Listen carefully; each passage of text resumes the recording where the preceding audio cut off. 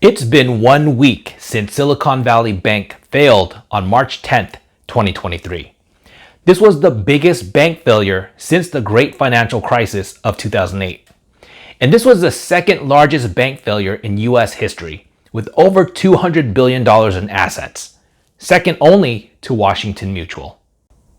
In this Silicon Valley Bank failure explained video for beginners, I'm going to go over these topics. Why do banks fail in general? What specific circumstances led to SVB's failure?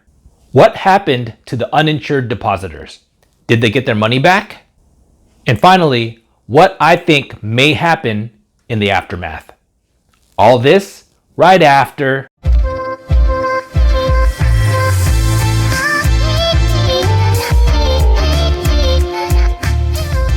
I am not a financial advisor. This video is for entertainment purposes only. Learn to invest like a wolf at your own risk. What's up everyone? Welcome back to my channel, Wolves of Investing. My name is Donnie Winton and I'm the founder of Wolves of Investing. If you're new, I talk about anything on my mind related to personal finance and investing. If you want to learn how to achieve financial freedom through investing, be sure to click on that subscribe button and notification bell if you haven't yet.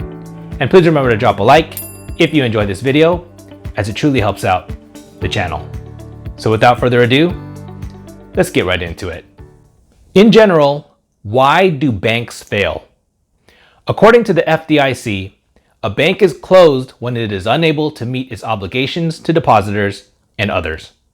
When people like you and I deposit our money into a bank, the bank doesn't hold all of our deposits in cash.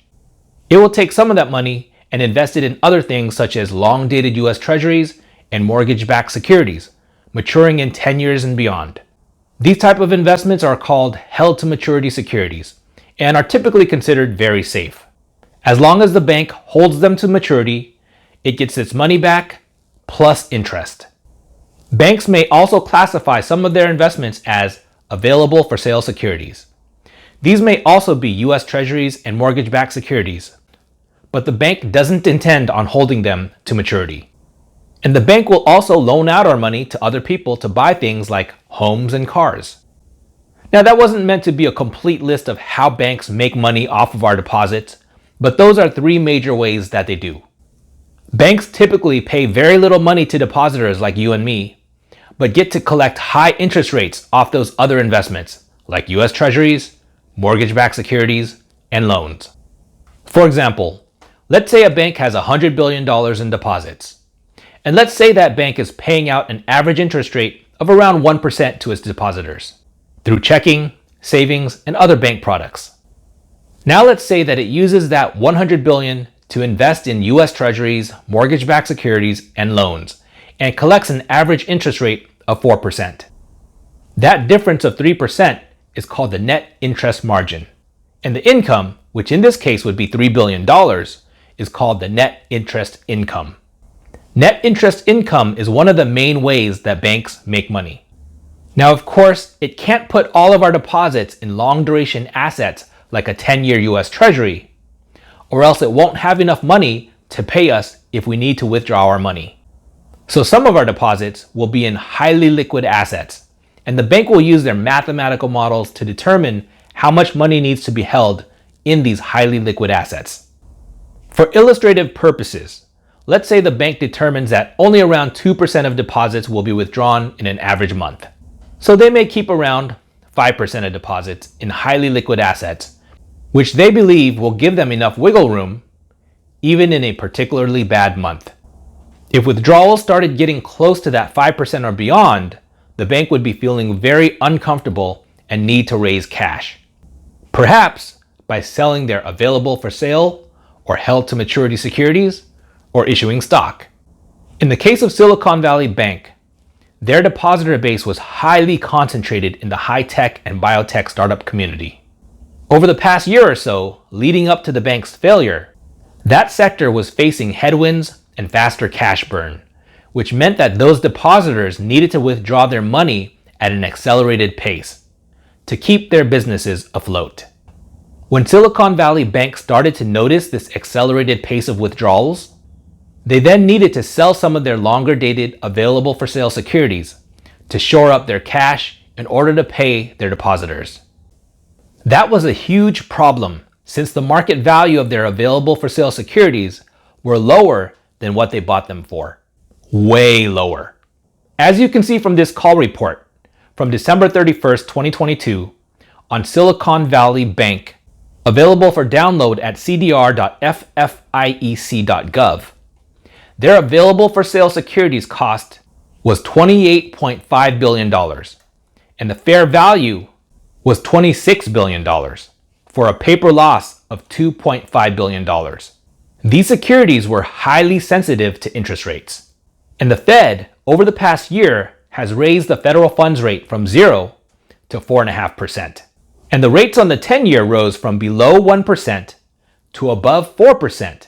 So when Silicon Valley Bank sold their available for sale securities, they were forced to sell them at a massive loss to the tune of $1.8 billion. Another thing they tried to do to raise cash was announce proposed offerings of common stock and mandatory convertible preferred stock. When the depositors got word of the loss that Silicon Valley Bank took on its available for sale securities and the security offerings they proposed to raise cash, panic spread throughout the community, and all of a sudden, there was a massive run on the bank. FDIC insurance covers up to $250,000 per depositor. Based on the bank's latest call report, I estimate that 86% of the bank's deposits were uninsured, meaning that they were not covered by FDIC insurance. The weekend after the bank got shut down, we learned that companies like Roku had over $400 million in uninsured deposits at the bank. So you can imagine how freaked out many of these customers were about their own uninsured deposits. After billions and billions of dollars were withdrawn in the days leading up to the bank failure, the FDIC took action on Friday to close Silicon Valley Bank down and take it into receivership. And that's how Silicon Valley Bank, with $209 billion in assets, became the second largest bank to fail in U.S. history, second only to Washington Mutual, and which failed in September of 2008 during the Great Financial Crisis. So why didn't the regulators or the management at Silicon Valley Bank catch the problem earlier to potentially have avoided this bank run? One potential reason is that the heavy regulations put on banks after the Great Financial Crisis were rolled back for some of these so-called smaller banks in 2018 by the US government. Prior to that rollback, Silicon Valley Bank was required to have higher liquidity requirements. We can't know for sure if those regulations would have helped, since SVB didn't even report on their liquidity coverage ratio in 2022. But in my opinion, I do think it would have helped.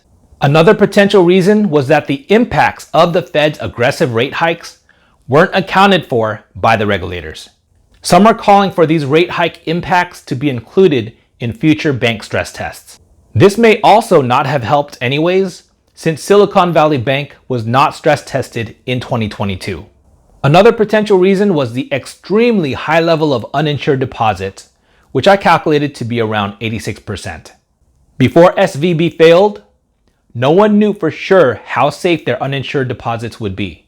So that may have freaked everyone out and caused the panic. And another thing that I think could have prevented this catastrophe was if Silicon Valley Bank would have had a plan in place to slow down withdrawals. Maybe they could have limited withdrawals temporarily to shore up some cash. I'm sure there were other potential reasons, but at the end of the day, Silicon Valley Bank management and their customers were simply caught off guard. So what happened to all of the depositors? Did they get their money back? Well, that weekend, there was a lot of speculation on what might happen.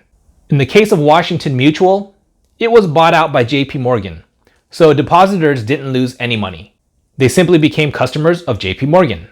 In the case of Lehman Brothers, it took 14 years, but all customers finally got all their money returned to them. At the bare minimum, SVB depositors would have got $250,000 back on the following Monday. But the uninsured deposits would have been in limbo.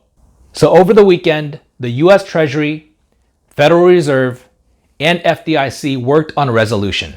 Many people thought that in the best case, they would have found a buyer to step in to purchase Silicon Valley Bank, but they did not find a buyer. However, they did state a resolution by Sunday evening to save all of the depositors. Basically, all depositors had access to their money, including the uninsured deposits, starting on the following Monday, March 13th. No taxpayer money was used to fund this resolution. The stockholders and several bondholders of Silicon Valley Bank lost their money, and the senior management of the bank were fired. This move was unprecedented, as it basically bailed out all of the uninsured depositors. It used money from the Deposit Insurance Fund, which will be recovered by a special assessment on banks. Furthermore, the Federal Reserve created a new bank term funding program, offering loans of up to 1 year in length to banks. You can read more details about this article, which I'll leave a link to in the video description. But basically, this move was done to relieve the pressure put on by the Federal Reserve's aggressive rate hiking, which caused a lot of those long-term securities on the bank's balance sheet, such as the available for sale and held to maturity securities, to go down in value. So what happens next? Only time will tell, but in my opinion, the so-called smaller banks need additional regulation that was removed in 2018 put back on them. Also, the implicit guarantee of uninsured deposits may or may not become permanent. And if they do become permanent, there's no telling how this will affect banks. But I'm thinking that banks may have to reduce their dividends and share buyback programs in order to fund this higher level of insurance. And I'm not sure if it will raise fees on bank customers as well. And I'm also not sure if Jerome Powell will continue to raise rates aggressively. Maybe this near miss of a banking crisis causes the Federal Reserve to pause. Or maybe this bailout of depositors keeps inflation high, which allows the Fed to keep raising rates since they now have a backstop in place. One consequence of the depositor bailout is that the Fed actually reversed approximately 4 months worth of quantitative tightening in 1 week, taking their balance sheet up by around $300 billion in 1 week. Is the balance going to continue to go up, or will this just be a one-time rise? Only time will tell. Another thing that might happen is that the FDIC might still find a buyer for Silicon Valley Bank. I'm filming this video on Friday and plan to publish it on Saturday. And by the time I publish, there may already be news of a buyer stepping in. This situation is very dynamic, and breaking news seems to come in every day. In the year ahead, I think we're going to see aftershocks from the Silicon Valley Bank failure of 2023. All right, so if you enjoyed this video, feel free to share it with your family and friends and drop me a comment. And be sure to watch one of my other videos that pops up right here. Thanks for watching, and I'll see you soon.